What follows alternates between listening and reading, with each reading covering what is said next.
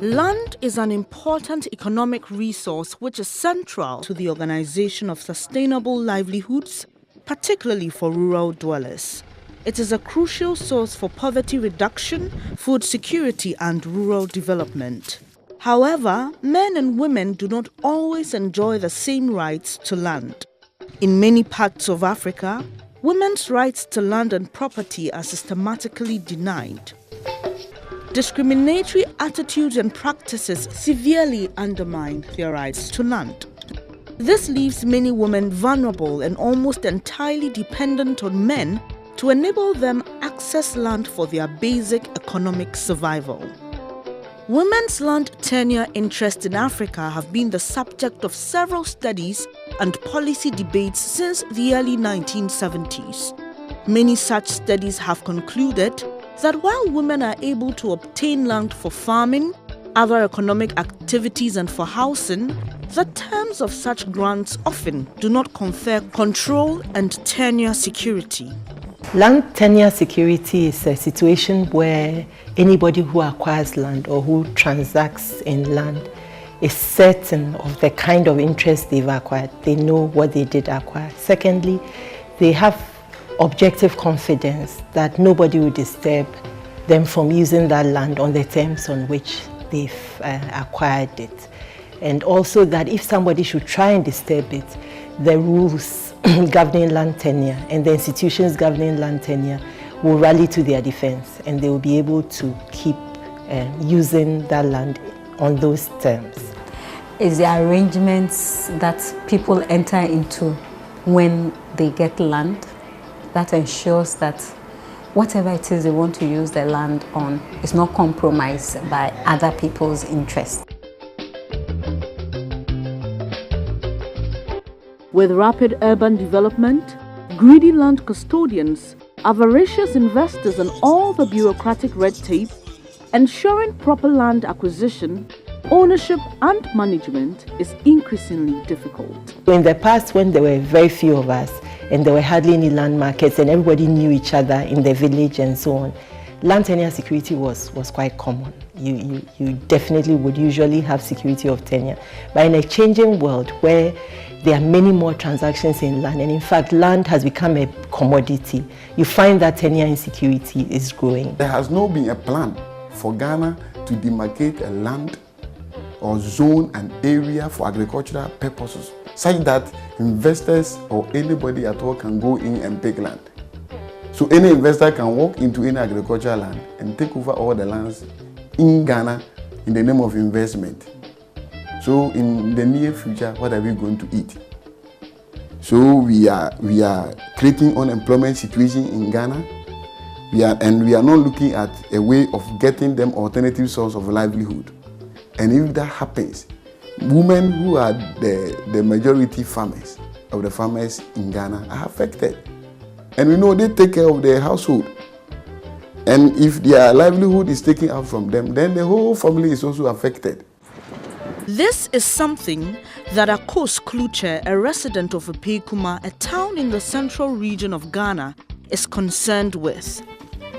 Akos cultivated a cassava and corn farm with her husband for several years and fully expected the land to be taken away from her after his demise. Akos was extremely grateful to the chief who permitted her to stay on.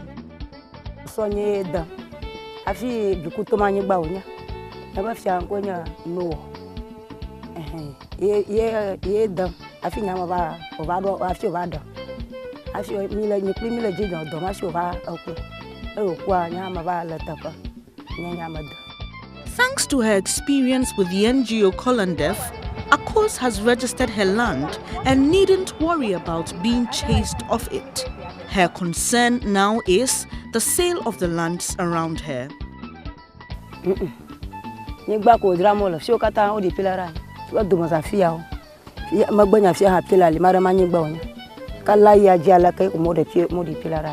Colandef has interest in customary land rights and undertook an initiative with the Millennium Development Authority to strengthen the documentation of customary land rights. Netright felt there was something to be learned from their experience with the people in the Ewutu Senya area, and so put together a workshop for all stakeholders.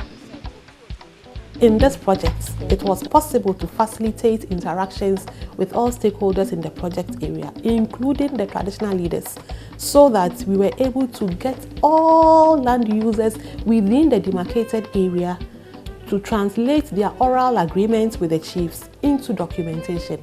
And not just that, they followed it through to get their title certificates for the land they occupy. Being able to secure the land has opened up opportunities for people.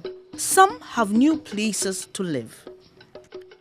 Mimi kunkura wetu kwa dana yetimni ye high. Nti mimi nya bi say no. Do no ye single room there me feel say aboa me high biom. Bia na nka se mini ska me de beye pipes.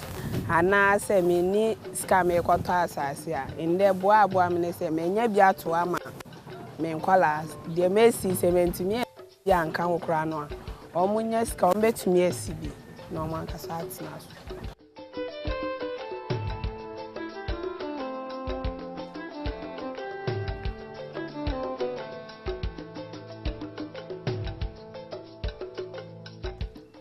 Whilst others are certain of the award's education. Ufunye kuyafi, ufunye mavalio. Yeah, ubakasi. Bide kama kwanye ba, ema vivi alakako. Mako vinyo, bakpada vinyo nchi uko scream. Ta ama vide makwema. Abe kami duna hai. Ike de vinyo kwa ina scream. As with all things surrounded with red tape, there are challenges. The Lands Commission in Ghana, though, is making headway in clearing the path. Lands Commission has seen the need to re-engineer its business processes, and therefore we have a client service access unit, which is a one-stop shop. I mean, you come there, you pay the required fee, and you don't see your document until the final registration of your document. And this is going to help in reducing a lot of the delays. If a client came to the front desk and is presenting a document for registration, you might want to ask whether they are doing, the property is owned by herself and the husband or a brother, especially when you see a man's name and the woman is the one registering or who has presented the document. So then you advise them that it's necessary that they include their names in the document. Sometimes it takes a while to achieve results. That's why the Community Land Development Committee, a community-based women-led initiative intended to enhance the inclusion of women in land governance, spearheaded by Fatil Hassan, Executive Director of the Grassroots Sisterhood Foundation, spent 3 years ensuring total stakeholder involvement, ensuring sustainable food security, economic development, and building consensus on issues of women securing land tenure within the customary tenure systems in the Nantong traditional area. In the last 3 years, women have accessed land more than 300 acres within the Nantong traditional area, where I am working specifically. It will not be the whole totality of the Nantong traditional area, but where our project is working. And some of them are even in groups. You have individual women who have their lands, like Muna has had 3 acres of this land. There are some women who also have 15 acres of land in other jurisdictions, not within their community, because their communities virtually don't have land to give them to farm, so they have to move out to other jurisdictions to have discussions with the chief. But the benefits are obvious.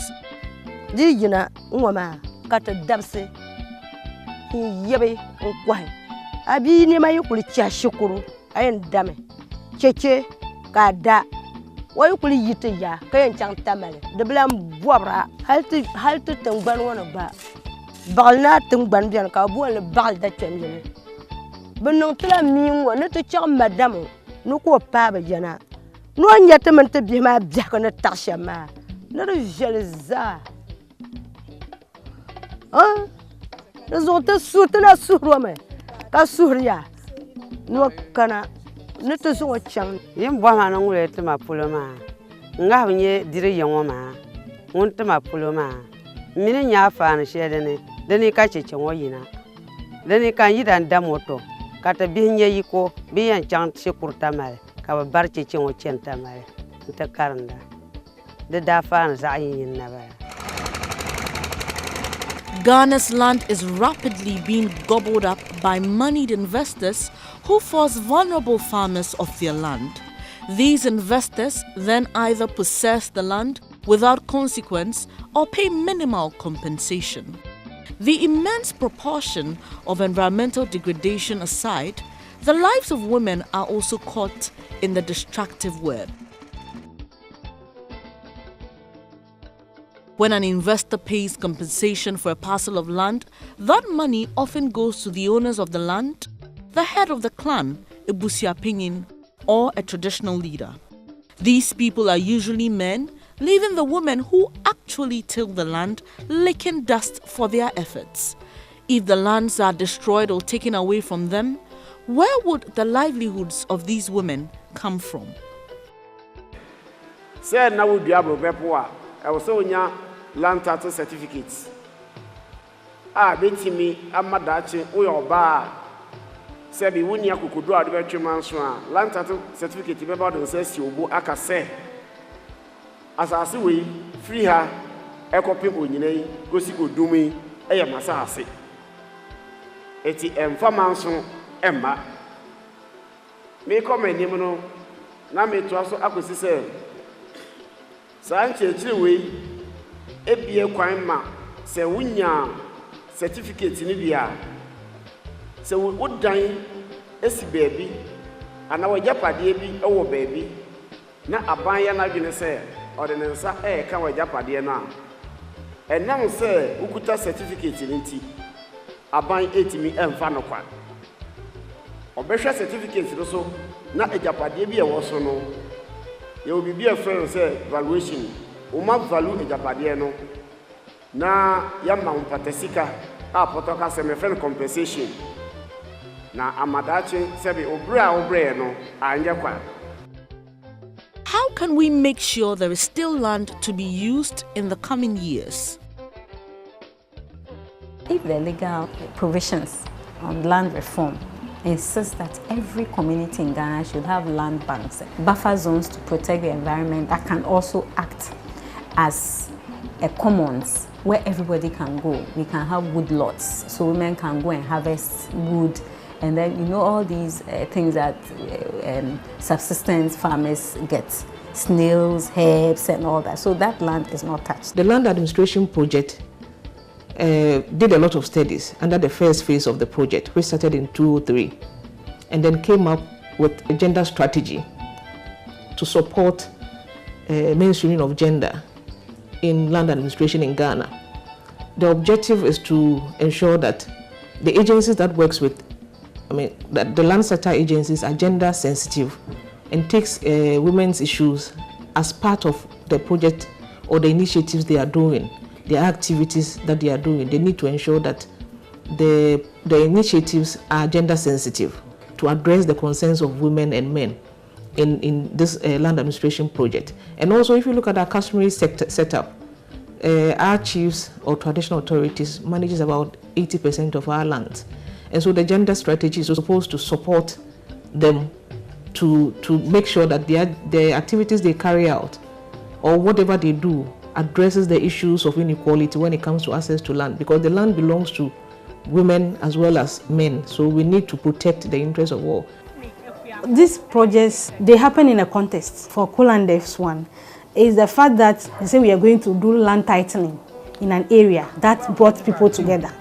But if there's nothing that will bring people together, people will not stand up and do things. Things will not change on themselves. So there must be a project, something that people think that will benefit them. Then women will also participate, men will participate. The Womananchi project, the same thing. Because the project was going to also enhance knowledge in the area, knowledge on land, easy for the chiefs themselves. they were interested. They didn't go saying that we want to enhance women's land rights at a go, because if you go, people will not welcome you with that. There was something that triggered their interest. That was the fact that you must know that things are changing and urbanization, Tamale is catching up with your district, and very soon investors will come and take your land. So they were now interested, they were agitated themselves, they wanted to be sure that their lands were secured. So in that process, then let's sit together and talk about land. Okay, everybody must come. In the beginning, they even wanted the women to sit at the back. Then the NGO said, no, everybody should sit. So it started like that. So the contest matters. As the understanding of ensuring access to land ownership, management and registration reaches those to whom it matters most, the benefits to all are clear. These innovations, however, need to be tested further.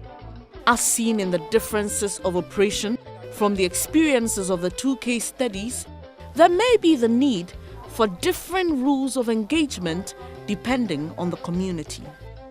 Netright, together with the Ministry of Lands and Natural Resources and the other land sector agencies and other stakeholders in the field, will continue to research and provide gender analysis of the existing policies, laws, frameworks and traditional norms and practices that concern land governance and investments. Hopefully, this research will inform gendered land advocacy groups to push for the creation and implementation of a gender-responsive national land policy.